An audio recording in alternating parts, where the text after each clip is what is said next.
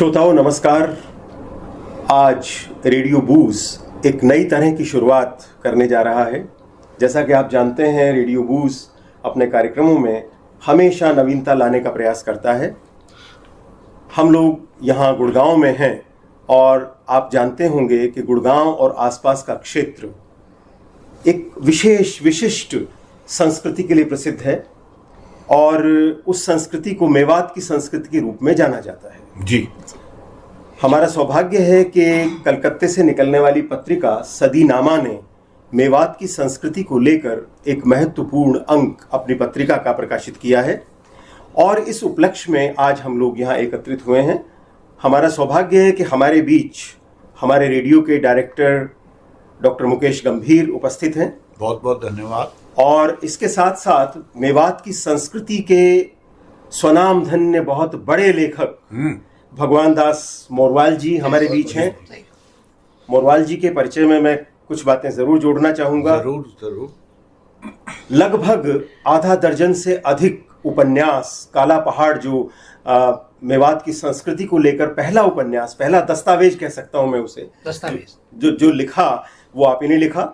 उसके बाद तो फिर लगातार आप लिखते गए। सुरबंजारन अपने आप में एक अद्भुत कृति है। ऐसी बहुत सारी कृतियां हैं। कहानियां आपने लिखी, कहानी संकलन आपके छपे, आपने पत्रकारिता की, आपकी कविता की किताब भी छपी, आपको विशिष्ट पुरस्कार तरह तरह के भारत के विदेशों के आपको पुरस्कार मिले। और सबसे बड़ी बात, जो महत्वपूर्ण बात है, वो ये है कि मेरी जानकारी के मुताबिक लगभग 65 लोगों ने आपके कार्य पर शोध किया है। क्या 3 और जोड़ दीजिए, 68। अरे वाह। तो इस तरह के अद्भुत व्यक्तित्व को हम अपने बीच में पाकर धन्य हैं। और मैं समझता हूँ मेवात की लोक संस्कृति को समझने जानने के लिए भगवान दास मोरवाल जी से बेहतर कोई साहित्यकार पूरे भारत में उपलब्ध नहीं है। मैं अतिशयोक्ति नहीं कर रहा हूं। हमारे लिए सौभाग्य है कि इतने बड़े लेखक और ऐसी दृष्टि रखने वाले आज हमारे बीच में हैं। हम इनका स्वागत करते हैं और साधुवाद देते हैं। जितेंद्र जीतांशु, जो सदीनामा पत्रिका, मेरे ख्याल से, अगर मैं अपनी जानकारी को पीछे दौड़ाऊं तो 40 वर्षों से अधिक समय से इस पत्रिका का प्रकाशन कर रहे हैं। मैं इनकी जीवट की दाद दूंगा।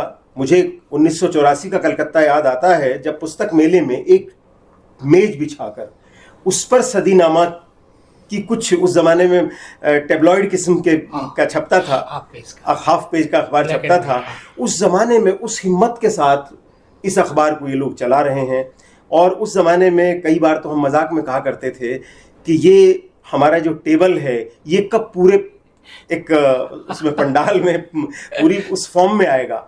लेकिन देखते देखते धीरे धीरे प्रयास करते हुए आज सदीनामा पूरे भारत में एक जाना पहचाना नाम बन गया है। आपका वीडियो चैनल चलता है, आपका व्हाट्सएप समूह है, आप लगातार काम कर रहे हैं। और ये भी एक इत्तेफाक रहा कि कलकत्ते में एक बार मोरवाल जी से आपकी मुलाकात हुई और ये बात निकल के आ गई कि मेवात की संस्कृति पर भी कोई महत्वपूर्ण काम होना चाहिए।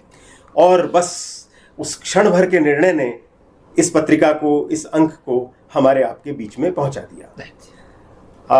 उसके बाद हमारे साथ हैं रेणुका जी। रेणुका जी ने इस अंक के संपादन में बहुत बड़ा सहयोग दिया है। बल्कि मैं अगर पिछले कुछ दिनों से इस बात को जानता हूं तो ये कह सकता हूं कि सदीनामा का उत्तर भारत का, हमारे इस क्षेत्र का प्रतिनिधित्व आपके माध्यम से ही होता रहा है। और रेणुका जी की उपस्थिति हर अंक में, हर साहित्यिक आयोजन में लगातार रही है। और मेरा अपना ख्याल है, आप रेडियो बूज भी पहले आ चुकी हैं और ये हमारा सौभाग्य है कि आज आप आई हैं। विशेष मैं एक और बात ऐड करना चाहूँगा। रेणुका जी के जो दामाद हैं, जी मिस्टर गुप्ता, वो हमारे यहाँ कॉन्टिन्यूसली बहुत से एपिसोड करके गए हैं, जिसमें मनोवैज्ञानिक लोगों की जो भी समस्याएं रहती थी वो उनको सुनते थे और उनका हल करते थे। वो वीडियोस आज भी हमारे YouTube पे अवेलेबल है। तो मैं कहना चाहूँगा ये तो आपका पारिवारिक योगदान है। यस। और हमारे सामने इनके बेटर हाफ भी उपस्थित हैं, जिन्होंने इनको इस तरह की सुविधाएं दी कि ये काम कर सकें। बिल्कुल। क्योंकि आमतौर पे हमारे घरों की स्थितियां ऐसी होती हैं, पुरुषों पर ये दोष आता है कि हम लोग महिलाओं को पूरी तरह से उभर के अपना काम करने नहीं देते हैं। लेकिन आपका सौभाग्य है, हम सबका सौभाग्य है क्या, और आपका धन्यवाद विशेष रूप से करेंगे कि आपके योगदान से हमारे भी कई सारे साहित्यिक काम लगातार हो रहे हैं। मैं वशिष्ठ जी आपसे अनुरोध करूंगा, जहां आपने सबका परिचय दिया है वहां आप स्वयं अपना परिचय दीजिए। कारण ये है, सुनिए बात, आपने इतनी पुस्तकें लिखी हैं, हमारे श्रोता डायरेक्टली इनडायरेक्टली आपके बारे में बहुत कुछ जानते हैं, लेकिन मैं ये चाहूँगा कि प्रत्यक्ष रूप में जरा आप बताइए कि कौन कौन सी पुस्तकें लिखी हैं और किन विषयों पे लिखी हैं। चलिए सर, ये कोई बहुत ज्यादा महत्वपूर्ण बात नहीं है। मुझसे पहले प्रीति मिश्रा जी, प्रीति मिश्रा जी मेरे साथ हैं। प्रीति मिश्रा जी पूरे मीडिया से बहुत लंबे अरसे से जुड़ी हुई हैं। अभी आपकी एक पुस्तक आई है, जिस पुस्तक को हमने मॉरिशस में जिसका इनॉग्रेट भी किया, कहानी की पुस्तक अभी आई, और इससे पहले भी आपकी कविता की पुस्तकें, कहानी की पुस्तकें लगातार आई हैं। और आपकी सबसे बढ़िया बात यह है कि आपका अपना एक वीडियो चैनल है जिस पर आप कहानियों को बहुत ही बढ़िया तरीके से पढ़ती हैं। और अब अगर मैं अपने जुड़ाव की बात करूं तो मेरी एक पुस्तक अगस्त्य के महानायक श्री राम हैं, जिसके आमतौर पे अंश प्रसिद्ध जो अभिनेता है राजेंद्र गुप्त जी जगह जगह पढ़ते हैं। तो राजेंद्र गुप्त जी तो नहीं आ पाए, तो हम दोनों ने यहाँ गुड़गांव में उसकी प्रस्तुति दी। और मेरा कोई बहुत बड़ा परिचय नहीं है, कुछ किताबें मैंने भी लिखी हैं, और ये सौभाग्य है कि मैं आज आपके बीच में हूँ। मेरा परिचय आप पाते ही रहते हैं। वही बात कहने जा रहा था कि पिछले महीने मैं बम्बई में था और राजेंद्र गुप्ता जी का आपकी कविता पाठ का एक बाकायदा बड़ा प्रोग्राम था। जी। और यूट्यूब में भी मैं देख रहा हूँ, और जिस तरीके से गजलें गाई जा रही हैं, ये एक अच्छी परंपरा है कि राजेंद्र गुप्ता जी साहित्यिक कविताओं को अलग अलग जगह यूट्यूब में गा रहे हैं, फेसबुक पर है, बल्कि प्रोग्राम्स भी दे रहे हैं। और उसकी आपकी बल्कि साहित्य आज तक में मोरवाल जी भी आमंत्रित हैं और राजेंद्र गुप्त भी आमंत्रित हैं। अच्छा। तो वहां भी इस तरह की प्रस्तुतियां होंगी। चलिए अब हम मुद्दे पर आते हैं। जी। आज हम सबके बीच में एक बार हम आपको दिखाते हैं कैमरा के सामने। सर, सदीनामा पत्रिका का मेवात पर यह अंक है। विशेष रूप से मेवात की संस्कृति से जुड़े बहुत सारे इसमें आर्टिकल्स हैं। और सबसे बड़ी बात यह है कि जितेंद्र जीतांशु जी तो इस पत्रिका को निकालते ही हैं, और सहयोग रेणुका जी का भी रहा है इसमें, एक उप संपादक के रूप में, संपादकीय सहयोग के रूप में, और मार्गदर्शन रहा है आदरणीय भगवान दास मोरवाल जी का। नहीं, तो हम जानते हैं। देखिए, बहुत लंबे समय से नहीं, मैं तो बस जीतांशु जी का स्नेह है। देखिए सर, ऐसा है, लंबा समय और छोटा समय नहीं होता है। जब मार्गदर्शन कोई व्यक्ति देता है तो उदार हृदय से देता है, तो वो उदारता इसमें झलकती है। और ये पत्रिका इस तरह से आपके बीच में आई है। तो मैं चर्चा में सबसे पहला सवाल आदरणीय मोरवाल जी से ये करना चाहूँगा। मोरवाल जी, आप तो पुराने बाशिंदे हैं, नगीना के रहने वाले हैं, गुड़गांव के क्षेत्र से आप लगातार इस तरह से जुड़े हैं। आपकी शिक्षा से लेके आपका घर परिवार, यहाँ तक कि आपकी ससुराल भी गुड़गांव के इस क्षेत्र में ही रही है। तो थोड़ा सा मेवात की संस्कृति के बारे में हमारे दर्शकों को आप जानकारी दें, आरंभ से लेकर मेवात की संस्कृति को एक सामान्य व्यक्ति किस रूप में समझे। देखिए, ये बड़ा मुश्किल होता है कि जहाँ का आदमी बाशिंदा हो और उसके बारे में पूछने का, कुछ जानने का आग्रह किया जाए, तो उसके लिए मुश्किल ये होती है कि दरअसल ये विषय ऐसा है कि आप जितना बोले उतना ही कम है। अब चूंकि आपने मेवात की संस्कृति को लेकर बात कही, तो यहाँ मैं संस्कृति के साथ साथ इसका थोड़ा लोक साहित्य की भी बात करूँ। बिल्कुल। और मेवात का परिचय मैं एक मेवात की लोक कवि की इन दो पंक्तियों से करना चाहूंगा। और इस दोहे में आपको देखिएगा मेवात का पूरा भौगोलिक, पूरा ज्योग्राफिक आपको मानचित्र आपके सामने आ जाएगा। और वह दोहा इस तरह से है कि इत दिल्ली उत आगरा, उत मथुरा बैराट, अब ये देखिए 4 जगह के नाम, इत दिल्ली उत आगरा उत मथुरा बैराट मेरो कालो पहाड़ सुहावनो जाके बीच बसे मेवात। बहुत बढ़िया, बहुत ये मेवात का ये पूरा भौगोलिक और इसके अलग अलग पार्ट हैं। बिल्कुल, किसी ने किसी तरह से कहा है, आप अलवर की तरफ जाएंगे तो इसको दूसरे ढंग से बोला गया है, आप ब्रज की तरफ जाएंगे तो उसको अलग ढंग से बोला जाएगा, और उसको अगर इस गुड़गांव जिले यानी हरियाणा वाले मेवात में उस मेवाती के दूसरों पे। दरअसल क्या है कि मेवात के साथ एक दुर्भाग्य ये जुड़ा हुआ है कि जैसे ब्रज 3 राज्यों में विभक्त है, बटा हुआ है। ब्रज मतलब राजस्थान, उत्तर प्रदेश और हरियाणा। बिल्कुल, हाँ, तीनों में। उसी तरह मेवात भी इन्हीं 3 राज्यों में बटा हुआ है। इसके चलते हुआ ये है कि जो मेवात की एक बड़ी समृद्ध एक सांस्कृतिक इसकी पहचान रही है, यानी आप उससे अंदाजा लगा सकते हैं कि आज भी मेवात के शादी विवाहों में एक आकेड़ा एक जगह है मालब और नगीना के बीच में, जहाँ कोटला की झील जिसको बहुत मशहूर कहते हैं, जी जी जी, वहां एक जगह आकेड़ा, वहां के एक जन कवि थे सादल्ला। उस सादल्ला के लिखा हुआ महाभारत पर आधारित पंडून का कड़ा आज भी मीरासी गाते बजाते हैं शादी में। तो जो आप संस्कृति की बात कर रहे हैं, मेवात की संस्कृति देखिए, दरअसल इसके बारे में बहुत स्पष्ट कोई ऐसी बात नहीं कि जो मेवात में दरअसल 2 तरह के समुदाय रहते हैं, एक मेव और एक खानजादा। अच्छा।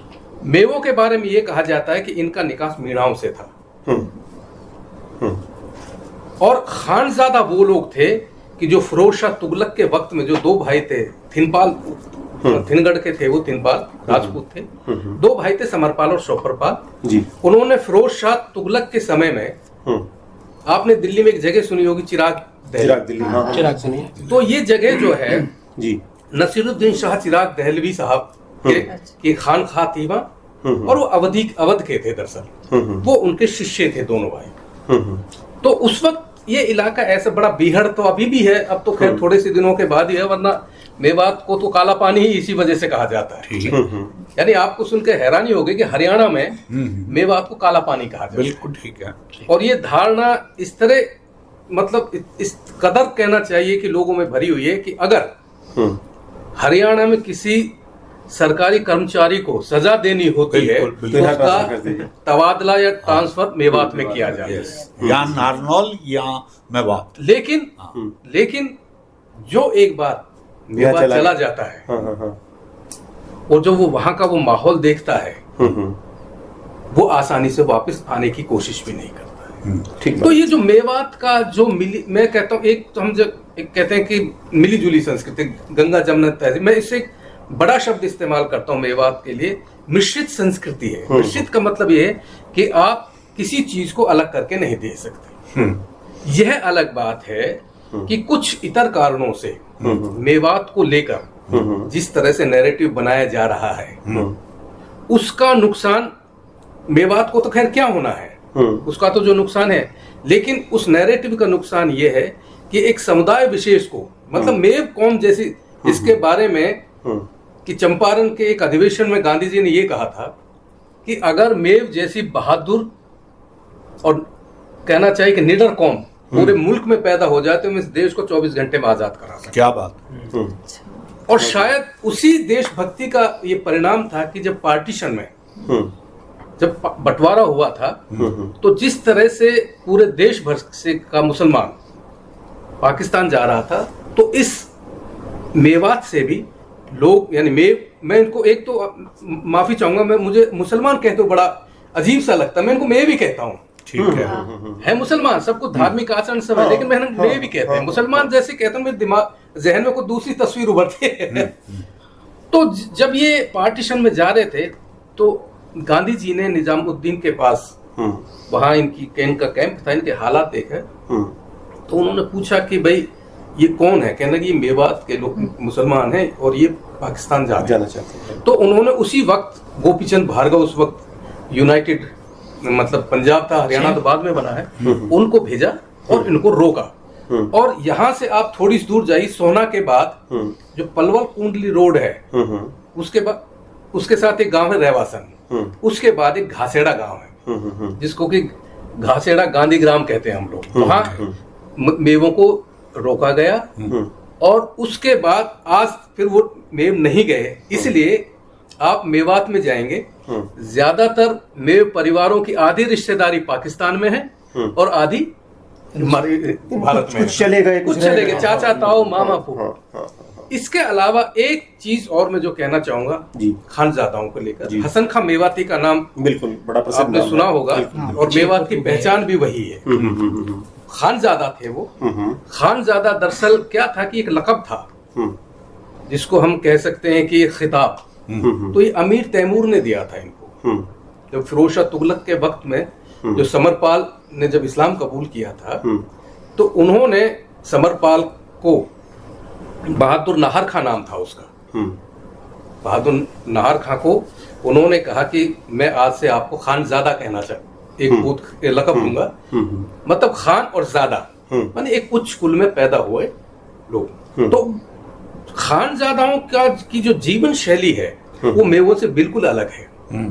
इस तरह की अलग है, वो शादी विवाह भी नहीं करते आपस में, क्योंकि खानजादा क्योंकि वो हमेशा शासक वर्ग के साथ रहे हैं। और पार्टीशन में जो सबसे ज्यादा गए हैं मेवात से वो खानजादा ही गए हैं। मेरा एक उपन्यास 2021 में आया था खानजादा, जो लाहौर से छपा, बाद में अभी उसका तर्जुमा हाँ जी लाहौर में फिक्शन हाउस बहुत बड़ा ज़हूर साहब का है, तो वहां से उसका अनुवाद। और आपको सुन के हैरानी होगी गंभीर साहब कि उस उपन्यास को छपवाने में जो आर्थिक मदद दी वहां के खानजादाओं ने दी। मतलब ये एक बड़ी बात है, मतलब एक लेखक के लिए उपलब्धि है। तो हसन खां मेवाती के बारे में हम देखिए फिर वही बात है, बार बार मुझे ये मेरी मजबूरी भी हो सकती है या मेरी कुछ ट्रेनिंग भी हो सकती है कि हम उस तरह की चीजें या उस तरह की बातें कहने में बहुत सोच समझ के इन चीजों का इस्तेमाल करते हैं कि जिस हसन खां मेवाती के वंशजों को आज हम संदेह की या शक की निगाह से देखते हैं, ये वही हसन खां मेवाती था जिसने कि 1526 में जब पानीपत का पहला युद्ध हुआ था और जब बाबर ने हसन खां मेवाती को युद्ध के लिए कहा था लेकिन वो नहीं गया, उसका लड़का गया था। इब्राहिम लोदी से जो युद्ध हुआ था, पानीपत का पहला जो युद्ध हुआ था बाबर और इब्राहिम लोदी का, क्योंकि इब्राहिम लोदी और हसन खां मेवाती दोनों मौसेरी भाई थे। इब्राहिम लोदी की माँ और हसन खां मेवाती की माँ दोनों सगी बहनें थी। तो वो नहीं गया और अपनी आत्मकथा में बाबर ने सबसे ज्यादा अगर किसी को गरियाया है तो हसन खां मेवाती को गरियाया है।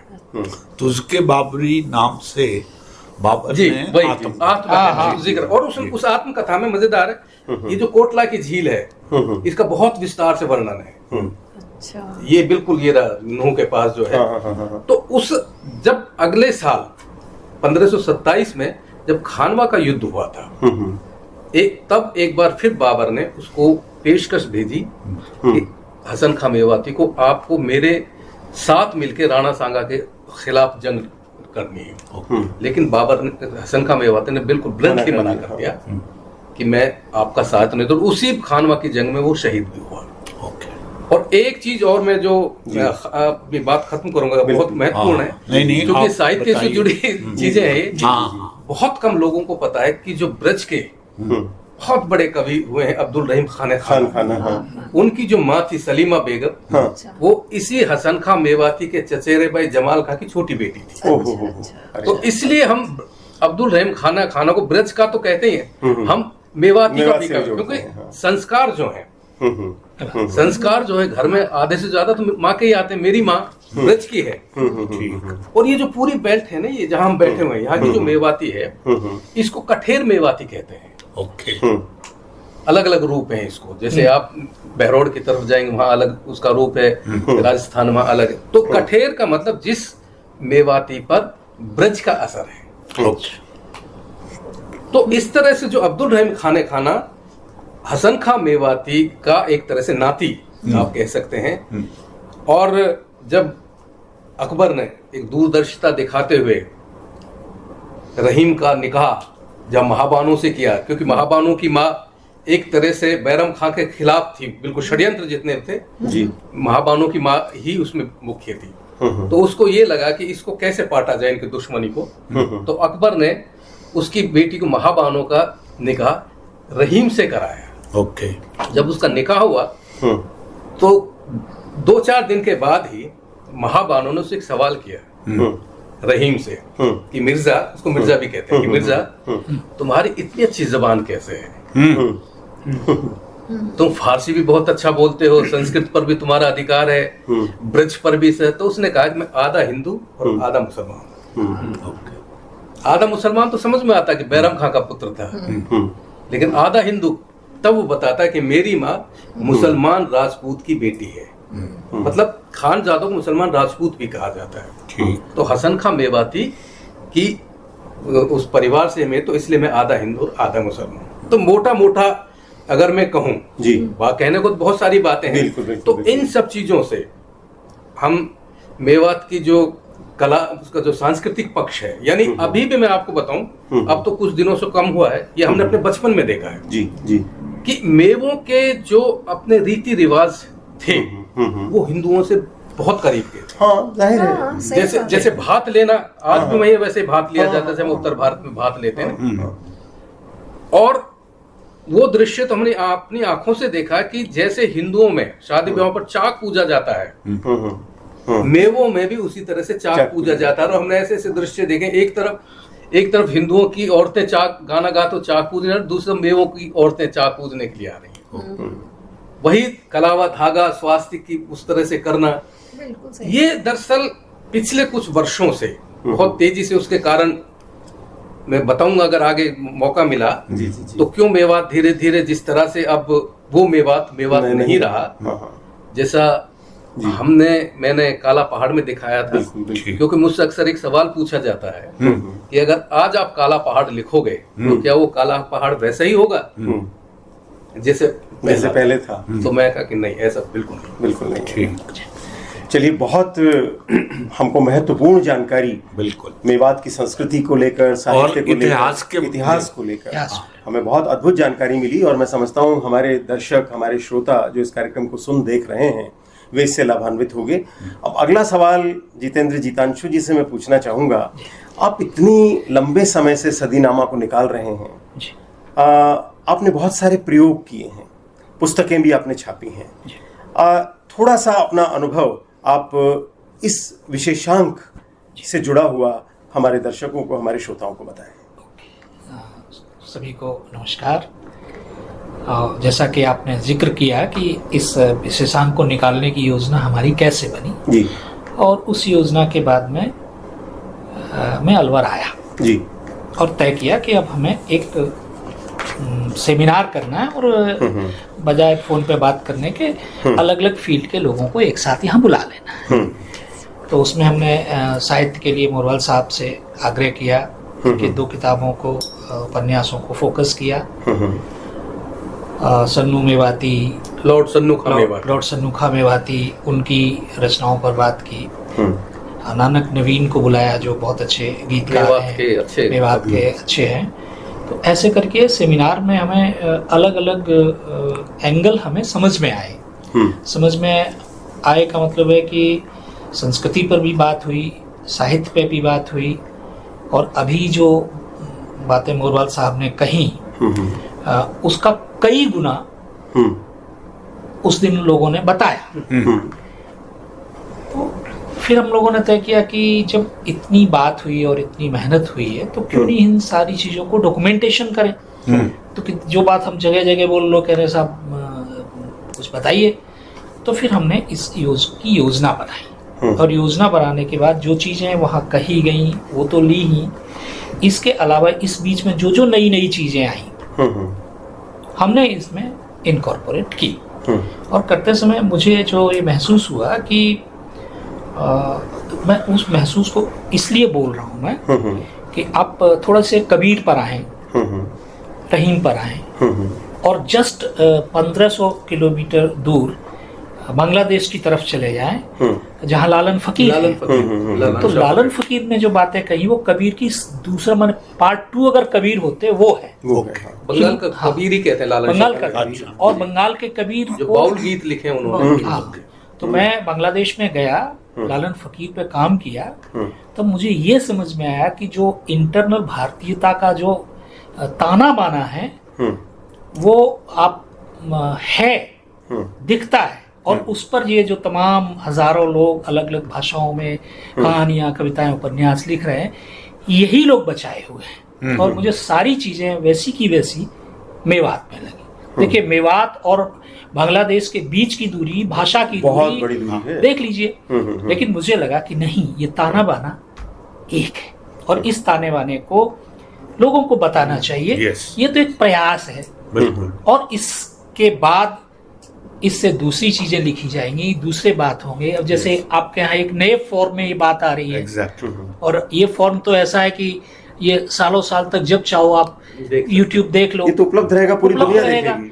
और आपकी रीच कहाँ तक है, ये आप आज जहाँ है, कल पता नहीं कौन कहाँ होगा। और ये सूचना तंत्र की हाईवे पे अगर आप बहुत अच्छी चीजें देते हैं तो लोगों तक पहुंचती हैं। मैं तो एक माध्यम हूँ, जैसा कि आपने इशारा किया मोरवाल जी की तरफ, मैं मुकेश जी की तरफ कि ये आगे जाए, और ये मेरे बाईं तरफ बैठी हैं, इन्होंने बहुत काम किया इसको रूप में लाने में। बीच में ऐसा भी हुआ कि संचार के साधन बंद हो गए, नेट नहीं चल रहा है, और हमें देवेंद्र माझी की गज़ल लेनी है, फसरुद्दीन बेजर की गज़ल लेनी है, वो भेज नहीं पा रहे हैं, हम बैठे हैं। और आश्चर्य बात है कि ये एक्सपेरिमेंट है एक, कि देश के अलग अलग हिस्सों में एक ही समय बैठकर इस कंप्यूटर क्रांति के साथ आप एडिटिंग भी कर सकते हैं। तो ये अंक आप सबके सामने में है, और ये इस नए कलेवर में आ रहा है, इससे मैं बड़ा आश्वस्त हूँ। आश्वस्त इसलिए हूँ कि एक बात कहते हुए कि जैसा कि घाशेड़ा का जिक्र हुआ, तो जिस दिन गांधी ने मेवातियों को रोका कि तुम मत जाओ, उसी को मेवात दिवस के रूप में 19 दिसंबर कल था। एक्चुअली बात ये है कि हम आपस में जो पहले बात कर रहे थे, 1 महीने पहले हमने उसकी शुरुआत कर दी है। यस। देखिए, कोई भी जब बड़ा आयोजन होता है तो महीने भर पहले से आयोजन आरंभ हो जाते हैं, और आज ही के दिन 19 तारीख के दिन आपकी उपस्थिति में, आपके मार्गदर्शन में ये एक तरह का कार्यक्रम हम शुरू कर रहे हैं, जो पूरी इस मेवात की संस्कृति को लेकर हमारे सामने नए नए परिदृश्य उपस्थित करेगा। तो ये पहला कदम आज हमने बढ़ा दिया और है। बल्कि मैं तो ये कहूँ कि पिछले 4 दिन से मैं मेवात में ही हूँ, फोन जी, पे भी हूँ, जी, फिजिकली भी हूँ, तो इधर से होते हुए आ रहा हूँ की तरफ से। तो ये एक छोटा सा पड़ाव है।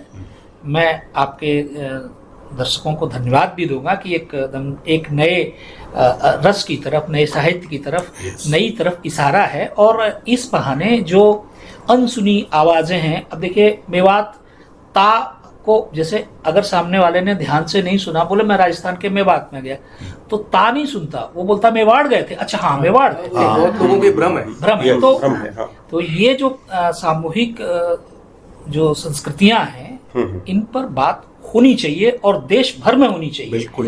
मैंने आश्वस्त आपको करता हूं कि बांग्लादेश दूसरा देश बन गया है, ये मुस्लिम देश है, ऐसा है वैसा है, लेकिन जब वो गांव-गांव जाएंगे, संस्कृति वही है। संस्कृति वही है। हिंदी गाने आपको सुनने मिलेंगे, ऑटो में सुनने मिलेंगे, और बेसिक जो बंगाली है, वो पहले हिंदू भी नहीं है, वो पहले मुसलमान भी नहीं है, वो बंगाली पहले है।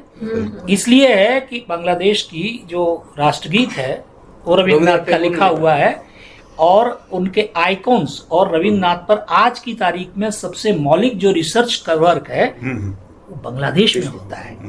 इसलिए बहुत सतही तौर पर हम कहने लगते हैं, ऐसा नहीं है। ऐसा तभी संभव है कि हजारों हजार राजेश्वर वशिष्ठ इस मुहिम में जुटे और बताएं कि ये देश की, ये एशिया की ये विरासत है।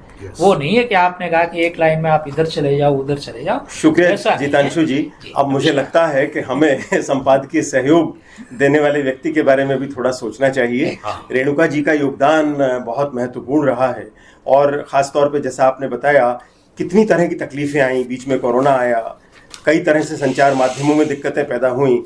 तो रेणुका जी, आप अपना अनुभव इस अंक के संपादन को लेकर हमारे श्रोताओं को, हमारे दर्शकों को बताने की कृपा करें। जी धन्यवाद।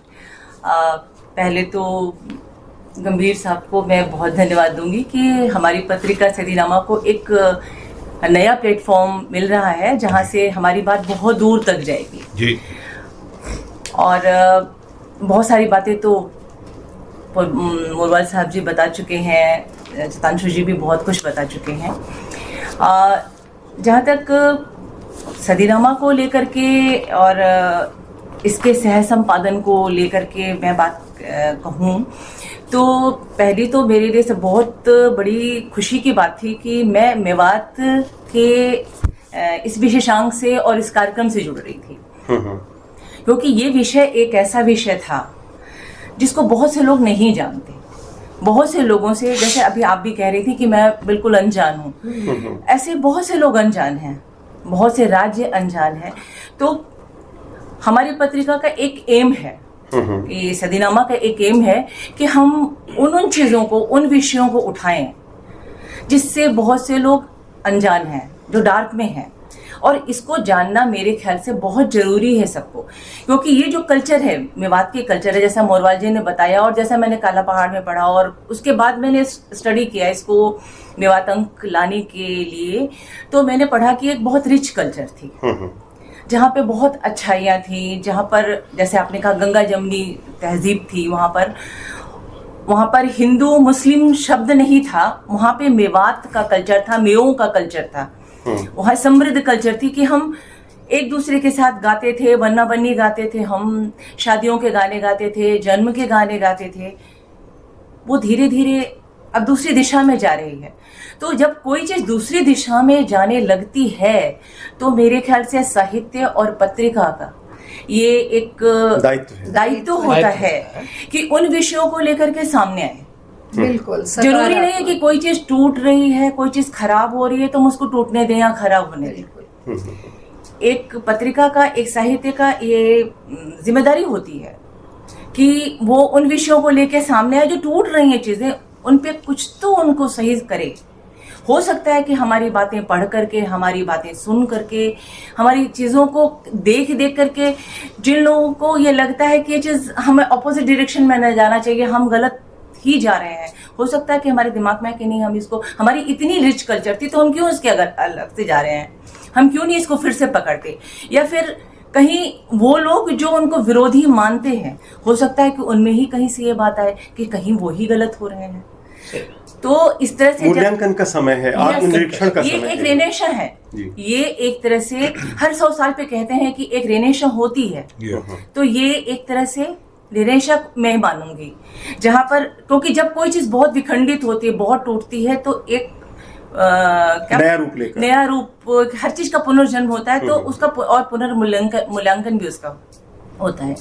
तो जब ये पत्रिका आई, और ये बात सही है कि जब हमने कार्यक्रम किया तो बहुत नया विषय होने के कारण, नई जगह होने के कारण, जितांशु जी भी कलकत्ता से, मैं भिवाड़ी से, तो हमसे बहुत प्रश्न पूछे गए कि आप वहाँ से आप लोग क्या गेम खेल रहे हैं। हमने कहा हम गेम नहीं खेल रहे हैं, हमको करने दीजिए जो हम कर रहे हैं, बस हमको सपोर्ट दीजिए थोड़ा सा। और इवन यहाँ तक कहा, किसी ने तो कहा आपके पास पैसे कहाँ से आएंगे, तो मैंने कहा पैसे की जिम्मेदारी आपकी नहीं है, मेरी है। जो इतनी दूर से बैठ करके सोच रहा है कि मुझे ये कार्यक्रम करना है, तो वो आपके लिए पैसे नहीं छोड़ रहा है, ये हम कर रहे हैं। हमें बस अपने विचारों का, अपने साथ का सपोर्ट दीजिए। और इसके बाद ये सच है कि हर चीज में यदि जब हम आगे बढ़ते हैं तो कुछ लोग हमारे साथ आते हैं और कुछ विरोध में आते हैं। तो लेकिन मेरे लिए विरोध मेरा ज्यादा सपोर्टिव हुआ। साथ तो बहुत लोगों ने दिया कि भाई हमें घर तक ले गए, उन इतिहासकारों से मिलाया जिनको हम जानते नहीं थे, और वहाँ पे उन लोगों ने घंटों घंटों बिठा के हमको मेवात का इतिहास, नूह का इतिहास बताया। मेरा तो नॉलेज ही बढ़ा, और हमारे लिए, हमारी पत्रिका के लिए भी बहुत अच्छा हुआ कि हम उस विषय पर यदि किसी से लेते हैं कुछ, तो हमको पता चलेगा कि कहाँ तक क्या सही है और क्या गलत है। क्योंकि हम यदि पत्रिका में कुछ डालते हैं तो हमको भी उसका ज्ञान होना जरूरी है, यूँ तो हम किसी चीज़ को नहीं लिख देंगे। तो हमारे लिए ये बहुत अच्छा अनुभव था कि वहाँ के लोगों ने हम लोगों को अपोजिशन में आकर के भी सहयोग दिया, और सहयोग दे करके भी सहयोग दिया, जिससे हमारा कार्यक्रम तो अच्छा हुआ ही। और मोरवाल जी तो हमारे साथ हमेशा बने हुए थे वहाँ पर। तो इस तरह से सदीनामा ने जो वहाँ पे कार्यक्रम किया वो कार्यक्रम भी बहुत अच्छा था, पत्रिका भी अच्छी आई, और वहाँ के जो डीएम थे उन्होंने भी हमको बहुत सपोर्ट किया। चलिए, बहुत बहुत बढ़िया अनुभव आपका मिला, और मैं समझता हूँ पूरे देश में जो साहित्यकार और साहित्य से जुड़े लोग हैं वे आपके इस अनुभव से सीखेंगे और इस तरह के प्रयोग करेंगे। प्रीति, ये बताइए, आपने तो गंगाबाई और अन्य कहानियां, आपकी कहानियों में लोक का तत्व पाया जाता है। जी हाँ, जी हाँ। तो इस सारी चर्चा को सुनकर, मेवात के विषय में जानकर, अब क्या नई प्लानिंग आपके दिमाग में आ रही है? नहीं, मेरा हमेशा से ये मानना है कि जो साहित्यकार का काम ही यही है कि वो संस्कृति को जोड़ कर रखे, और यही काम सदीनामा ने किया है। और कोई भी हो, कोई भी लेखक, कवि, वो क्या करता है, या कोई कलाकार भी क्या करता है, वो अपनी चीज़ों को बिखरने नहीं देता, वो तो समेटना चाहता है। और आप लोगों ने जितनी अच्छी तरह से मेवात को समेटा है, और मेरी अगर आप लोग कहानियाँ पढ़ेंगे तो वो हिंदू मुसलमान को मिलाने वाली कहानियाँ होती हैं, क्योंकि हमें जो है इंसान बना के भेजा गया है। ये सारे भेद तो मुझे लगता है पॉलिटिशियंस के करे हुए हैं, और वो भी अपने फ़ायदों के लिए करते हैं। तो जैसे आपने हसन खां के बारे में बताया, जैसे कि आपने वहाँ की संस्कृति के बारे में बताया, बन्ने बन्नी गाए जाते हैं, तो मेरा तो हमेशा से ही मानना यही है कि बाबर कोई एक भी स्त्री लेकर कभी से भी नहीं आए थे, कभी नहीं आए थे। तो हम तो कहीं ना कहीं से तो हम सारे ही एक थे। तो मुझे नहीं लगता कि किसी भी साहित्यकार को धर्म के बारे में ज़्यादा कुछ कहना होता है, हमें नहीं कहना होता है, हमें सिर्फ इंसान के प्यार के बारे में कहना होता है। और आप लोग भी यही कर रहे हैं कि कैसे हम सब एक थे, तो इसके लिए आप लोग बहुत बधाई के बाद। एक सवाल मोरवाल जी मैं बहुत समय से अपने मन में लेकर बैठा हुआ हूँ, वो सवाल है सुर बंजारन के बारे में। अगर उसकी बात ना की जाए और उस संस्कृति की बात ना की जाए तो मेवात की सारी चर्चा अधूरी रह जाती है। देखिए, काला पहाड़ तो अपने आप में एक दस्तावेज है, बल्कि यूं कहिए वो अब एक इतिहास बन गया है, क्योंकि आप ये कह चुके हैं कि अगर मुझे दोबारा लिखना पड़े तो बहुत वैसा नहीं लिखूंगा, तो जाहिर है वो तो अब इतिहास में दर्ज हो गया है। थोड़ा सा सुर बंजारन के घटनाक्रम की थोड़ी जानकारी दीजिए। ये सही है कि वो पात्र कौन है, क्या है, जानने की हमारी भी कोई दिलचस्पी नहीं है, कोई ना कोई पात्र तो कहीं ना कहीं होता ही है, लेकिन उस सारे परिप्रेक्ष्य को जिस तरीके से आपने समेटा है। और यहाँ मैं एक बात जोड़ना चाहूँगा, मेवात घराने का संगीत, पंडित जसराज, और पंडित जसराज के बारे में तो अगर मैंने कहीं पढ़ा था, मैं अगर ठीक से याद कर पा रहा हूँ, तो उनके पुरखे तो यहीं सब कहीं के थे, और यहीं सबसे सीखा गया है। पर एक ग्रह है। जी जी, हाँ, तो थोड़ा सा सुर बंजारन को केंद्र में रख के इन सारे सूत्रों पर भी थोड़ा सा प्रकाश डालें। देखिए वशिष्ठ जी, मैं थोड़ा सा तो एक पंक्ति में तो बात करूंगा इसके शीर्षक को लेकर। जी जी जी, क्योंकि सुर बंजारन, अब इसमें सुर भी है, बंजारन भी, तो बहुत से लोग इसको समझते हैं कि ये किसी ट्राइब्स वगैरह को लेकर, बंजारों को लेकर। अक्सर हमारे पास कुछ बच्चे भी आते, रिसर्चर्स आते, तो लेकिन इसके साथ एक सुर भी जुड़ा हुआ है, यानी सुरों की बंजारन। जी जी, ये उपन्यास दरअसल हाथरस शैली की जो नौटंकी है, अच्छा, उसकी एक अदाकारा के बहाने उस नौटंकी शैली पर लिखा गया है। अच्छा अच्छा।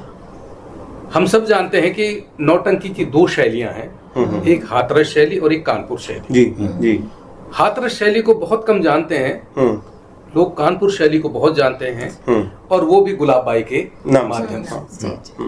और गुलाब बाई भी प्रकाश में तब आई कि जब उनका गाया हुआ दादरा एक फिल्म में गाया गया, और वो दादरा ये था कि नदी नारे ना जाओ शाम पैया पढ़ो, ये गुलाब बाई का गाया हुआ है। और फिर एक मल्होत्रा, उनका नाम मैं भूल रहा हूँ, उन्होंने इन पर गुलाब बाई पर पेंगुइन से किताब आई थी। अच्छा, अंग्रेजी में भी आई थी और फिर बाद में हिंदी में भी आई थी, और वो पद्मश्री वगैरह उनको दिया गया था गुलाब बाई। और उनकी बेटी, एक बेटी, दो बेटियां हैं, वो भी उसी तरह से उसमें अभी संगीत में पारंगत है। लेकिन जो हाथरस शैली की नौटंकी है, इसके बारे में हम बहुत कम जानते हैं। और मेरी जो जिज्ञासा थी इस उपन्यास को लिखने के पीछे, जो भी प्रेरणा कही, वो तो खैर आर्टिस्ट थी। एक समय था जब 70 और 80 के दशक में जब पश्चिमी उत्तर प्रदेश, पूर्वी राजस्थान यानी अलवर और ये मेवात वाली बेल्ट में जब भी कोई स्कूल, कॉलेज, धर्मशाला का निर्माण कराना होता था, तब उसके लिए जाहिर सी बात है कि फंडिंग तो चाहिए, पैसा चाहिए। तो उस पैसे को कैसे इकट्ठा किया जाए, तो उसके लिए एक शो किया जाता था नौटंकी का। और उस शो की जो अदाकारी थी उस जमाने में, उनका नाम था कृष्णा कुमारी। अच्छा। यानी कृष्णा कुमारी का ये जलवा हमने देखा है कि जब उनका मतलब आप देखिए 70 में वो अपनी गाड़ी से शो करने आती थी शिकोहाबाद से, और उन्होंने 1967 में पहली बार अपनी गाड़ी खरीदी थी जब 75 पैसे लीटर डीजल पेट्रोल था, अम्बेसडर से पेट्रोल से चला करती थी, और 15,000 की वो 13,000 की गाड़ी खरीदी।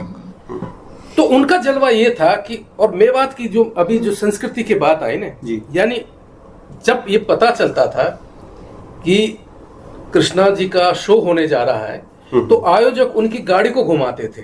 अच्छा। ताकि लोगों को यकीन हो जाए कि वाकई आ रही हैं, तब टिकट लेते थे लोग। हाँ, क्योंकि उस जमाने में गाड़ियां भी बड़ी कम थी। मेरे नगीना कस्बे का एक कॉलेज है, गवर्नमेंट कॉलेज है वो, और उसको जब वो शुरू में मेवात कॉलेज था, और उसको बनवाने का श्रेय जाता है चौधरी खुर्शीद अहमद, जो अभी इंतकाल हो गया, और जाने माने जी पॉलिटिशियन। और उन्हीं के नाम पर मेरे काला पहाड़ में एक चौधरी मुर्शीद अहमद पात्र भी है, चौधरी करीम हुसैन, चौधरी मुर्शीद अहमद। तो जब ये कॉलेज बन रहा था जी, तो आज भी इसके जो शुरुआत के 2 कमरे हैं वो कृष्णा जी के शो से बने हुए हैं। अच्छा, जो पैसा आया था, अभी यहाँ जाकर देखिए। हाँ, उस वक्त तो वो शो मैंने पहली बार देखा था। हमें पता तो था नहीं, बच्चे थे, चले जाते थे, टिकट बस की नहीं थी, तो कनात के नीचे से घुस के हमने वो देखा। और देखिए, हाथरस शैली की नौटंकी की एक खासियत ये है कि इसमें अदा जो है, एक्टिंग जो है, अभिनय महत्वपूर्ण नहीं, ये कुल मिला के कंठ का खेल है, गायन का, जिसके छंद है चौबोला, दो बोला, बहर तबील, दादरा, कजरी, ये सब उसमें है। और कृष्णा जी की आवाज का तो ये था कि उनके बारे में तो लोकगीत बने हुए थे मेवों में। मतलब अगर भाई तुम है ना कि अगर तुमने शादी कर रहे हो, तो जब तक अगर कृष्णा का नाच नहीं लाए तो आप क्या लाए। हाँ, मेरे को पता है, बड़ी नौटंकियां उधर होती थी, है ना। हाँ, तो ये जो उधर ये जो पूरा हाथरस, ये जो पूरी बेल्ट है हमारी, नगीना, पिनगवा और पुनाना, फिरोजपुर झिरका। फिरोजपुर झिरका में एक व्यक्ति हुए थे प्रेमचंद, ताराचंद प्रेमी, अब तो गुजर गए, बहुत लीजेंड हम जिसको मानते हैं। और उनकी दोस्ती थी जो भीमसेन काजल वाले मुरारी लाल जी थे, उनसे उनकी दोस्ती थी। भीमसेनी काजल बड़ा मशहूर। तो उन्होंने, ताराचंद प्रेमी ने पहला उनके साथ मिलकर एक LP रिकॉर्ड बनवाया था चमी का मेवाती गीतों पर। और जब हम छोटे थे, मुझे याद है कि बढ़िया जानकारी, उनको हमने रेडियो पर भी सुना था। तो जब वो कृष्णा जी का आया, बात आई गई होगी, हमने नौटंकी दी। मैं जब दिल्ली गया, अब ये देखिए, एक रचना प्रक्रिया, एक शब्द होता है कि आदमी के दिमाग में चीजें चलती रहती हैं। कोई बात नहीं, मैं दिल्ली आया तो संयोग से मुझे एक बार हिंदी अकादमी का वो बना देगा मेंबर बनाया। हाँ, मेंबर बना। तो उन्होंने लोक पर्व के तहत एक पहला आयोजन किया था जिसमें उषा शर्मा को बुलाया गया। अब उषा शर्मा आपको नाम पता जानते होंगे कि जो एक हरियाणवी की बहुत पहली चंद्रावल मकबूल फिल्म बनी थी, उसकी हीरोइन थी। तो उसका शो कराया था। मैंने सचिव से ऐसे मजाक में, ऐसे ही, मुझे क्या पता था, मैंने उनसे कहा कि अगला शो आप कृष्णा जी पर मंगा ब्याह करा दें। उन्होंने तुरंत हाँ कर दी। अब दिक्कत मेरे साथ ये है कि मैं कृष्णा जी को कहाँ ढूंढूं। मैंने तो 73-74 में उनका शो देखा, और ये बात कह रहा हूँ मैं 2019-2002-03 की। और मैंने बहुत कोशिश की, जीवन सिंह जी से अलवर में पता किया, उन्होंने कुछ पते बताए, कुछ वो। और जब तय हो गया, तो एक बार ये हुआ कि मुकुंद द्विवेदी जी, हजारी प्रसाद द्विवेदी जी के बेटे, वो अकादमी के उपाध्यक्ष थे, वो नानक चंद सेक्रेटरी, मैं एक और आदमी। अब हम कृष्णा जी को ढूंढने चले हैं, क्योंकि मुझे ये इम्प्रेशन था कि मथुरा की है, मथुरा में रहती है।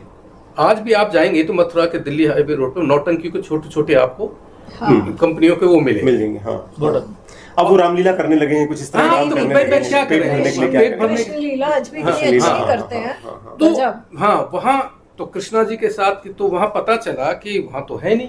हम्म, करते करते हम एक ऐसे आदमी से मिल के, पता नहीं कैसे, जब बिल्कुल हर थकार के तो नहीं मिले, किसी ने बताया कि एक आदमी है जो नौटंकी में कभी ये काम करता है। हम गए, हम गए, कहने लगे मैं जानता हूँ कृष्णा जी को, बस हमें क्या चाहिए। और क्या चाहिए। उन्होंने उसी वक्त उनसे बात की, उनको हम लाए।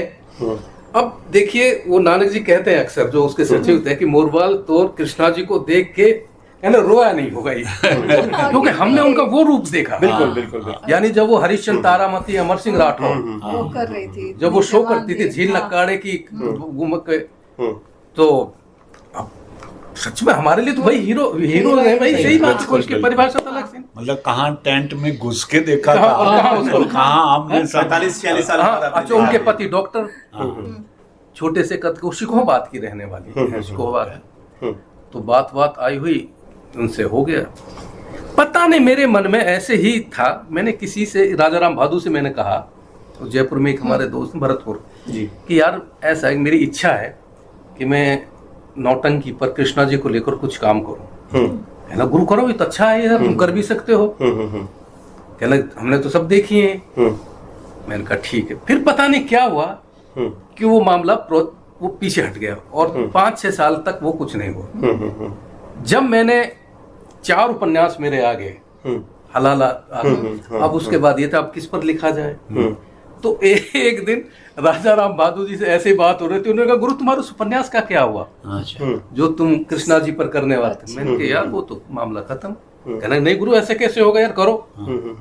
मुझे लगा कि यार मेरे पास, मुझे जरूरत भी है कुछ करने की, और मैं करूं। अब मैं उसको ढूंढूं कहाँ। अब उनके तब संपर्क आया तो घर भी आई थी तब। जी।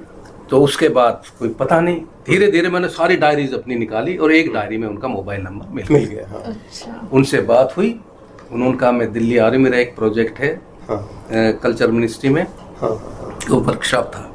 उसके बाद वो आई। अब ये लगाइए वशिष्ठ जी कि 1 साल हो गए कुछ बता के ना दी। ओहो, अच्छा। मैं उनको घर लाया, घर रहती थी मेरे यहाँ 7-8 10 दिन रही। फिर तो जैसे फैमिली परिवार में वैसे हो जाए, वो बहू, हमारी पत्नी को बहू कहती थी, और बहू ठीक ठाक है सब।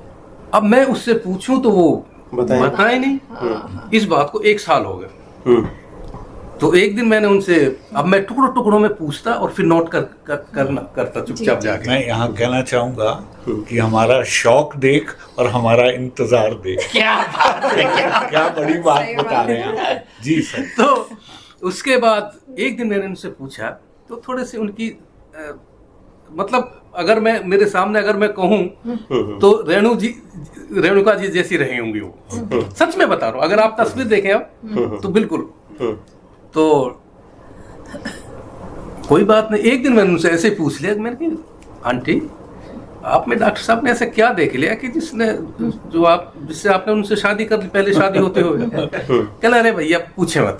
कहने लगे एक दिन मेरी माँ बीमार थी, वो डॉक्टर थे वो, कहना उनका वो देखने आते थे, तो एक दिन मेरे से बोले, तो जब शादी हो गई तो मैंने भी पूछा कि डॉक्टर साहब भाई मुझ में ऐसा क्या देखा कि जो आपने मेरे से शादी का प्रपोजल दिया। कहले मुझे आपके दांत बहुत अच्छे लगे। तो उसका उस उपन्यास में उसका डिस्क्रिप्शन है कि जैसे बगलों की 5 अच्छा थी, मैं ऐसे करता। फिर उनको ये लगा कि नहीं ये लड़का मानेगा नहीं, इसको बताना पड़ेगा सब। फिर धीरे पत्नी भी कुछ मेरी सेवा करने लगी, वो आती थी, मैं उनसे टुकड़ों में लेता था। फिर मैंने उनसे पूछा कि आपकी कोई ऐसी डायरी वायरी हो, कुछ कॉपी वॉपी हो जिसमें कुछ लिखा हुआ उस दौर का। कहना भैया कुछ नहीं है।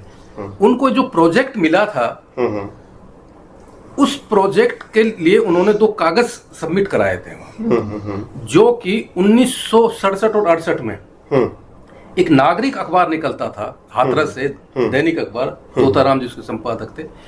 तो उसमें उनके जो पहला शो हुआ था 67 में कृष्णा जी का, अमर सिंह राठौर, जिसमें कि 10 से 12,000 ऑडियंस थी।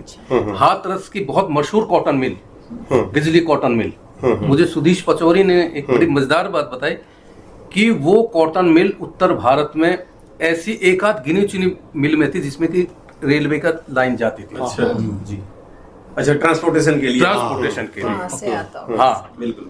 तो वहां उन्होंने पहला शो किया। तो दूसरा किया था काका हाथरसी के उस पर,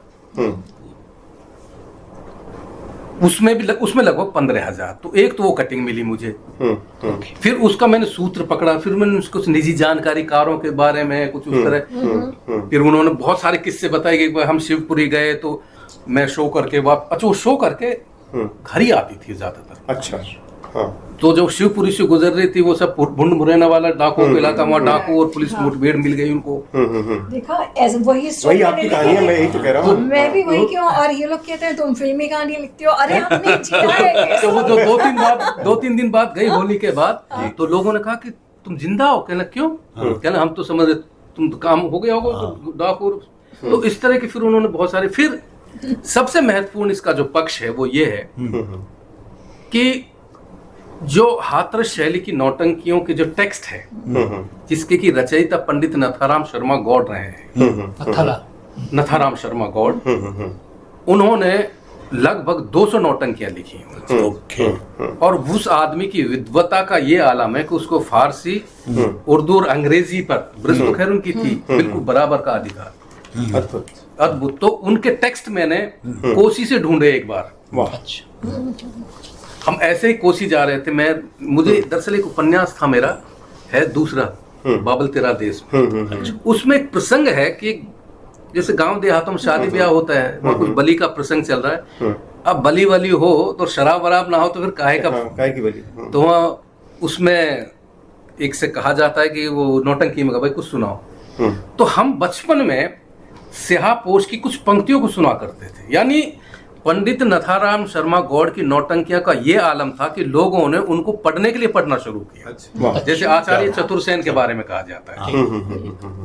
मतलब हम देखते थे कि झोपड़ी में लोग उनकी खुशी हुई है, स्याहपोश खुशा हुआ है, लैला मजनू खुशा हुआ, सुल्ताना डाकू खुशा हुआ है, वो सब के सब। और वो बंद मुझे बस वही था याद। और वो ये था कि गलत ना पढ़ना। वो जो गबरू जो नायक है वो शहजादी को वहां से गुजर रहा होता है, तो वो कुरान की तिलावत कर रही होती है। वो तिलावत गलत कर रही होती है, तो वो उसको टोकता है गबरू। तब वो उसमें कहता है कि गलत ना पढ़ना चाहिए है या कुरान शरीफ, इसीलिए मैं आपको देता हूँ तकलीफ। मुझे यही याद था। अब चूंकि उपन्यास लिख रहा हूँ तो उसमें पूरा बंद चाहिए। तो मैं एक बार पत्नी के साथ, अब ये बात है 2002 की, कोसी से बरसाने के पास एक गांव में मुझे अपने रिश्तेदार में शादी में जाना था। तो हम पहले कोसी उतरे, बस ली हमने आश्रम से। पत्नी से मैंने कहा चलो तुम्हें नाश्ता करा के लाता हूँ। हमने अटैची वटेची उठाई, पीछे बस स्टैंड के पीछे मार्केट थी। मैं एक दुकान पे गया, स्टेशनरी की दुकान। मैंने कहा यार ये बताइए कि आपको याद होगा कि पहले ये नौटंकियां मेले ठेलों में पटरियों पर खूब बिकती थी।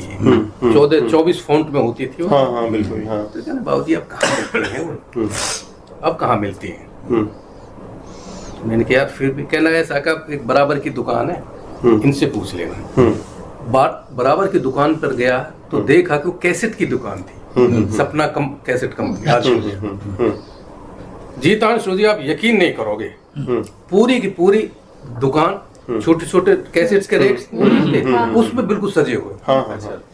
तो मैंने कहा यार ये बताइए कि वो कहाँ मिलेगा? क्या लगा जी वो तो कहीं नहीं मिले। हाँ उनकी कैसेट्स मिल जाएंगी। मैं कहाँ है? कहने ये सब उन्हीं की, एक कृष्णा जी की। मैंने क्या दिखा? तो उन्होंने इंदल हरण और उसके अमर सिंह राठौर का वो दिया। मैंने कहा यार ये बताइए कि उनको कैसेट्स, मैंने कृष्णा जी को दिखाया। मैंने कहा आंटी आपकी कैसेट्स? कहने मुझे तो पता ही नहीं।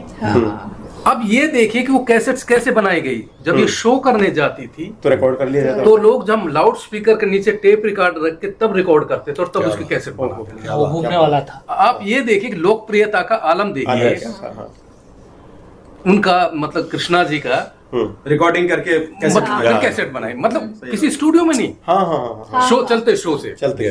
तो उसमें से मैं फिर उन्होंने कहा कि आप ऐसा करिए, एक मंदिर है वहां जाइए, वहाँ एक आपको भगत जी मिलेंगे, वो कुछ किताबें बेचते हैं। वो पहले बेचा करते तब देख लीजिए। फिर कहाँ साहब में गया वहाँ तो देखा एक सर्दियों के दिन थे, यही दिन थे, चारपाई पे एक बुजुर्ग लेटा हुआ है और देखा उसके सिरहाने कुछ दुकान वो रखी हुई है किताबें। मतलब आप ये देखिए, हमारे यहाँ एक देसी में कहावत है कि कारू का खजाना मिल गया। कहते हैं कि शक्कर खोरे को शक्कर और मूडी को टक्कर मिल ही जाती है। मैंने जैसे देखा, मेरी सबसे पहली नजर स्यापोश के उसी पर टेक्स्ट पर ही पड़ी। मेरा सबसे पहले उसी को लपका, ऐसे लपका जिसको लेना ले। मतलब वो बंद मुझे उसमें मिला पूरा। मिल गया। फिर मैं उनसे मैंने बहुत सारे टेक्स्ट खरीदे, आज भी मेरे पास कम से कम 30-35 अमर सिंह राठौर के टेक्स्ट। तो मैंने जो टेक्स्ट इस्तेमाल किया है, बहर तबील में अलग से, चौबोला में अलग से, और पूरी उसकी जो कहना चाहिए कि हाथरस शैली की नौटंकी की पूरी यात्रा, उस आर्टिस्ट के बहाने वो कैसे नौटंकी शोज में जाती थी। मतलब सबसे पहले जमालपुर बिहार के एक भारत नौटंक कंपनी में वो उनकी नौकरी लगी थी, और उनको एक तरह से मतलब वो बताती हैं कि मैंने कि आप नौटंकी में प्रवेश कैसे किया आपने। कहने लगा मुझे गीत पता ना, पुरानी हीरोइन का नाम लेती थी वो, मैं उनके गीत मुझे बड़े अच्छे लगते, मैं उनको गुनगुनाती रहती। तो कहने लगा एक बार मैं ऐसे गा रही थी, तो उनका नाम पंडित जगन्नाथ शर्मा कुछ था, जिनको गुरु बताती है, वो हाथरस में नौटंकी करने आए। तो ऐसे गुजर रहे होंगे वो, तो उन्होंने कहना मेरी आवाज सुनी, वो मेरे घर आए, और वहां से फाइनेंशियल हालत उनकी अच्छी नहीं थी, वहां से वो उसको लेके गए, और फिर वो अलग अलग 2-3 कंपनियों में उनके पूरी ट्रैवल लॉग जो है, मतलब यूपी से पूरी, तो इस तरह से वो जो सुरबंजारन की कहानी ठीक बनी। उस जमाने में ये जो नौटंकी थी एक बहुत बड़ा मनोरंजन का साधन भी था। बिल्कुल, मैं कह रहा हूँ मनोरंजन का बहुत बड़ा साधन था। देखिए, अब आपको एक चीज और बताऊं, एक महीने के लिए नौटंकी वाले आके गांव में रुक आपने जाए। मुझे तीसरी कसम फिल्म क्यों अच्छी लगती है? दरअसल तीसरी कसम में जो पूरा का पूरा लोक संगीत है वो हाथरस शैली की नौटंकी का ही वही है। शैलेंद्र जी, दरअसल शैलेंद्र ने कई साल मथुरा में रेलवे में नौकरी की। तो जाहिर सी बात है उन दिनों ये नौटंकी का पूरा गढ़ रहा है, मथुरा वगैरह। तो वहां से पूरी की पूरी चीजें जो आप देखिए, पूरा जो टेक्स्ट है उसका वो हाथरस शैली की नौटंकी, तो उसमें हाथरस शैली और कानपुर शैली दोनों को मिक्स करके उन्होंने उसमें क्या नाम, तीसरी कसम को उन्होंने, देखिए कहानी तो अपनी जगह है ही, यस, लेकिन मैं ये कहता हूँ कि उसकी लोकप्रियता का एक बड़ा कारण उसका लोक संगीत भी है। कहानी का जैसे फॉर्म चेंज होता है, लोक संगीत नया तो फिर नए हो गए। लोक संगीत सचमुच बहुत अर्थवान होता है जी। और अभी भी कृष्णा जी जिंदा है। अच्छा। तो 80 साल के करीब हो गए हैं, बात होती रहती मेरी उनसे। तो इस तरह से जो एक मेरे मन में उनको जो पहला शो मैंने अपने कस्बे में देखा था, और उसके पीछे प्रेरणा मेरी यही रही कि एक लोक कलाकार का योगदान अवदान समाज में यह भी हो सकता है कि उसके शो से पैसा इकट्ठा जो होता है उससे आप यानी एजुकेशनल इदारे आप उनका निर्माण करा, इससे बड़ी भूमिका क्या? इस तरह की परंपरा हरियाणा में काफी पहले से चली आ रही है जी। मुझे मैं आपको बताऊं, मुझे भी एक जानकारी मिली पंडित लक्ष्मीचंद, और ये सब लोग सांगी जो थे, गांव में सांगों का आयोजन किया जाता था, और उनसे जो पैसा इकट्ठा होता था वो एक कदम, मतलब आप डिफरेंट समझ लीजिए, मेले लगवाने के लिए, प्याऊं बनवाने के लिए, गौशालाएं खुलवाने के लिए भी उस पैसे का इस्तेमाल होता था। देखिए, नौटंकी तो बहुत बाद में शब्द आया, नौटंकी इसका नाम पहले सांगीत था, जिसको सांग कहते हैं। सांग, सांगीत, ये नौटंकी शब्द नहीं था। ये तो दरअसल ये कहते हैं कि मेरे पास वो टेक्स्ट भी है, एक शाहजादी नौटंकी एक वो है, पंडित नाथाराम गौड़ का, तो उसका टेक्स्ट मैंने पूरा मेरे पास है, तो उसका भी मैंने इस्तेमाल किया सुरबंजार। 80 के दशक में सर, मैं रेडियो में नौकरी करता था, और उस जमाने में शहाबुद्दीन जोगी, बम लहरी वाले, उनको हमने आमंत्रित किया था प्रगति मैदान में जो फेयर लगता है, वहां से लाइव प्रोग्राम हम लोग दे रहे थे, उसमें उनको आमंत्रित किया था। तो बहुत ज्यादा, तो क्योंकि उस जमाने में मैं भी बच्चा ही था, उतनी समझ मुझ में नहीं थी कैसे सवाल पूछे जाएं, लेकिन उन्होंने भी अपनी जड़ें जो थी वो कहीं मेवात में ही जोड़ी थी। ये अशोक चक्रधर जी हमसे बड़े नाराज थे। एक बार मिले एक IIC के आयोजन में, मैंने नमस्कार हो गए, तो नमस्कार नहीं, पहले खूब बात होती थी। तो कहने लगा मैं आपसे नाराज हूँ। अच्छा। वही उनकी बागेश्वरी जी उनकी पत्नी भी थी। मैंने कहा क्यों? कहने लगा आपने हमारे पिताश्री की छवि को बहुत धूमिल किया है। मैंने कहा कैसे? कहना अपने उपन्यास में। दरअसल उसमें एक उपन्यास में एक पात्र है राधेश्याम शर्मा। अच्छा। ईमानदारी के बात में उनको सामने झूठ बोल गया। वो राधेश्याम शर्मा उन्हीं का पिता है, जिनको कि हम राधेश्याम प्रगल्भ के नाम से जानते हैं। हाँ, वो तो आगे की बहुत कहानियां हैं जाने की। अब मैं समझ गया, मैंने कि इनको, हालांकि उनका कोई मैंने नेगेटिव उसमें नहीं था। तो लेकिन ऐसा इन सब चीजों से हर आदमी बरेली से बचना चाहता है। हाँ, बरेली। तो उसके बाद मैंने कहा नहीं, मैंने कि मैं तो आप कैसी बात कर रहे अशोक भाई, मैं तो प्रगल्भ जी को आपने कैसे कह दिया, मैं तो प्रगल्भ जी को नहीं जानता हूँ क्या? मैंने कि मेरे जहन में कोई बात नहीं थी, मुझे तो एक पात्र लेना था। तो संयोग से राधेश्याम से नाम हो गया उसका वैसा। मैंने कि जैसे उनको था, मैंने कि जैसे रागनी, इसकी जो पात्र है, मैंने कि पहले कृष्णा कुमारी रखा, तो कृष्णा जी ने कहा कि नहीं भैया नाम मत लिखो, मना किया उन्होंने। तो ये सारी की सारी बड़ा मजा, क्या मतलब इस तरह की चीजें। चलिए सर, बहुत ही सदीनामा के सौजन्य से यस मेवात की संस्कृति पर एक अद्भुत चर्चा हम सब लोगों के बीच में हुई, और आदरणीय मोरवाल जी हमारे आग्रह पर, अनुग्रह पर यहाँ आए, और आपने उस संस्कृति और इतिहास के सारे पन्ने खोल दिए। आपके साहित्य की जानकारी भी हमें मिली, मेवात की संस्कृति की जानकारी भी मिली। मैं निवेदन करूंगा गुरुदेव डॉक्टर मुकेश गंभीर से कि आप सबका धन्यवाद। राजेश्वर जी, मैं एक बात कहना चाहूंगी, आपको इंटरप्ट कर रही हूँ कि सारी बातें हो चुकी है, लेकिन मैं चाहती हूँ कि जिन लोगों ने हमको सपोर्ट किया है, जिन लोगों ने हमको लिखा है, इसके पहले मेरा एक आग्रह है, मैं 1 मिनट लेना चाहता हूँ। हाँ जरूर। इसके इसका जो कवर है, इस पर मैं 1 मिनट से बताना चाहता हूँ। हाँ बिल्कुल बताइए। क्योंकि इस कवर को लेकर बड़ी खींचातानी हुई अच्छा, मेरी आपस में। ओके। क्योंकि वो भरतपुर वाली जब बात आती तो कहते हैं जी भरतपुर मत रखो इसमें। तो ये कवर है, ये मुंशी रानी का महल, मुंशी का महल, मुंशी का महल है। ये मेवात का नक्शा है, और ये इस तरफ में गेट है, ये डींग गेट है। डींग गेट है, हाँ, डींग गेट है। डींग गेट। और इसके ठीक पीछे में आप देख रहे हैं, ये मेवात के, ये अलवर में पैनोरमा है, हसन खां मेवाती का, वही है ना? हाँ, बस इतना ही बताना था, क्योंकि ये रिप्रेजेंट हम करना चाहते थे कि मेवात ट्रूली सेंस में होना भी पिक्चर में आना चाहिए। और उसके आगे बढ़ने से पहले मैं एक लाइन नौटंकी की बोलना चाहता हूँ। किस गफलत की नींद में रहे चचा जी सो, चोखा मजा शराब का अब सब मालूम हो।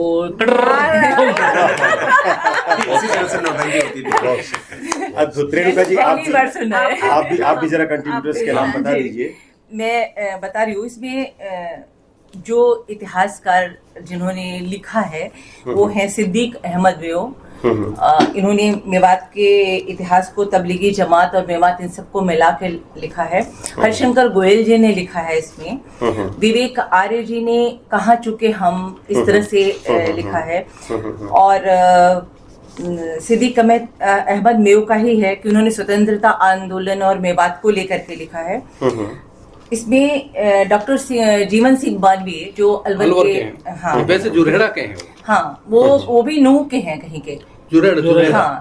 और उन्होंने भी इतिहास पर लिखा है, जो कि इन सब की पकड़ इतिहास पे काफी अच्छी है, तो इन लोगों ने लिखा है। और बलवीर सिंह करुण जी हैं, ये काफी अच्छे गीतकार हैं, इन्होंने इस पर लिखा है, इसमें लिखा है। और डॉक्टर रेवती रमन जी हैं, देवेंद्र माझी हैं, इन्होंने कविता और गजल लिखी है। रेवती रमन जी की किताब है ख्याल अली बख्श पर। जी वो उनकी, मैंने सोचा था उसी पे उनसे लूंगी, लेकिन उनकी कुछ किताबें मिल ही नहीं रही थी, वो बहुत परेशान हुई। कह रहे उनका मैं कविता दे दूं, मैंने कहा दे दीजिए, आप वही दे दीजिए। फिर फजरुद्दीन बेसर की गजल है इसमें, पद्मश्री सूर्यदेव बारहट का गीत है इसमें, जो इन दोनों की चीज मुझे बहुत अच्छी लगी थी। और ये हरिशंकर गोयल जी का लॉर्ड सन्नू मेवाती के दोहे भी हमने इसमें लिए हैं। और इसमें मोरवाल जी की 2 किताबें हैं। एक तो काला पहाड़ होगी, काला पहाड़ पे तो मैंने ही खानजादा है, और खानजादा पे हमारी कविता मुखर है, राइटर जयपुर से, उन्होंने लिखा है। तो इस तरह से लोकेश माथुर जी ने हसन खां मेवाती पर लिखा है। तो इस तरह से मिला करके इन सारे लोगों का सपोर्ट रहा हमको, जिसके कारण की सदीनामा बहुत अच्छी तरह से हम एक चीज जोड़ना चाहूंगा। तो मैंने काम करते समय महसूस हुआ, इसमें केशव शरण का एक लेख है, बड़ा महत्वपूर्ण। केशव शरण का नहीं, वो है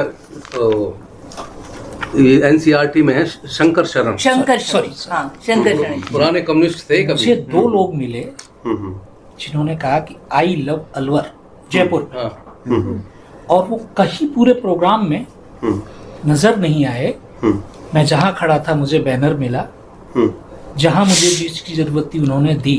उनका नाम था लोकेश माथुर, और उनके मित्रों ने कहा कि मुझे नाम नहीं चाहिए, वी लव मेवात, आप काम कर रहे हैं, आपकी अनकंडीशनड सपोर्ट है। और कहीं किसी भी क्षण में मुझे 1 मिनट भी ये नहीं लगा कि वो लोग मुझे बार बार पूछ रहे हैं कि आप यहाँ कलकत्ता आ सके, क्या कर रहे हैं भाई, आपका क्या एजेंडा है। आपने कहा नहीं।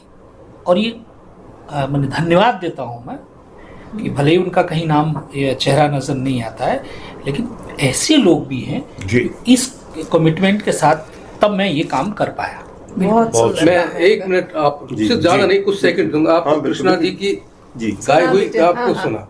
सुनाइए सर, सुनाइए।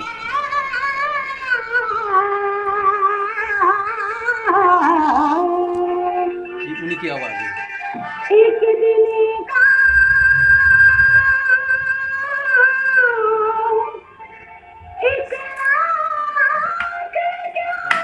पंचम सुर।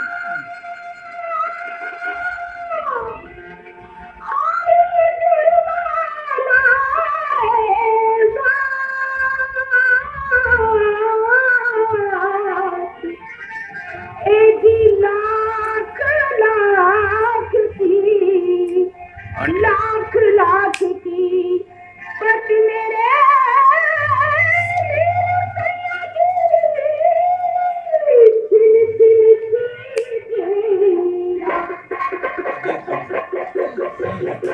ये लड़कियों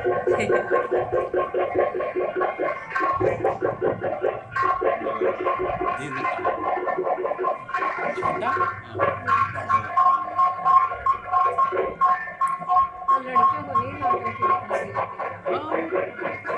ये रिकॉर्डिंग वाकई लाउड स्पीकर्स के पास रख के ही की गई लग रही है। ये मैंने दरअसल इनका इंटरव्यू किया था, ऐसे घर आए थे जयपुर में। जी जी जी पीएलएफ का हुआ था जब पहला, जी जी तो इन लोगों ने कहा कि हम इनको बुला लेते हैं। मैं कि ठीक है।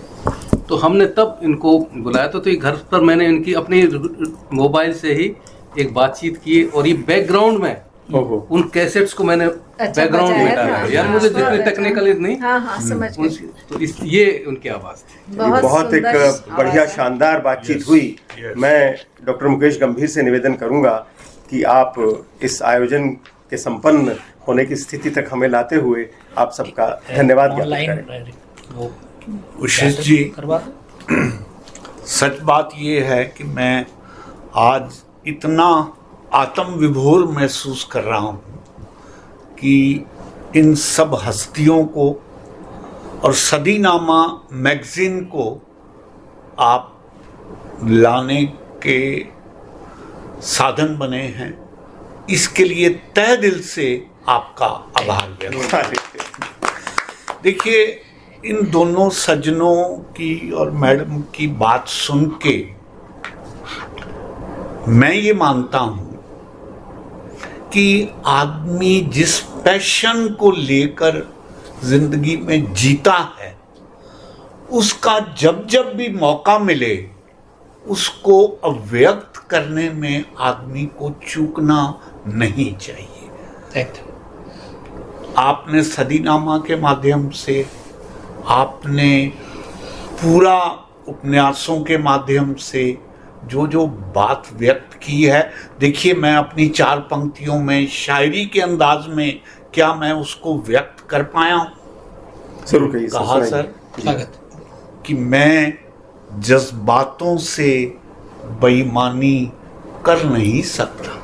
क्या बात। मैं जज्बातों से बेईमानी कर नहीं सकता, और सच तो ये है कि घुट घुट के मर नहीं सकता। सही है, बिल्कुल। खुदा ने मुझे शायरी की तौफीक बख्शी है, मैं उसकी रहमत से गफलत कर नहीं कर सकते। नहीं।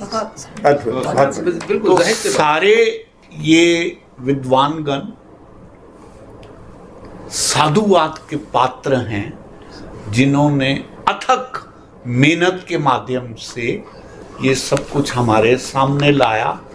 मैं सिर्फ एक छोटी सी घोषणा करना चाहता हूँ जी कि जब हम इस कार्यक्रम को YouTube पे, Facebook पे डालेंगे, वहाँ साथ ये भी लिखेंगे कि आप में से कोई भी मेवात के बारे में अगर कोई नई सूचना हमें देना चाहता है तो स्वागत, वो स्वागत है, और हमारे रेडियो में आए, हम उसको रिकॉर्ड करेंगे और उसको इसमें एडिशन करके उन्हें बहुत बहुत आभार, बहुत बहुत धन्यवाद।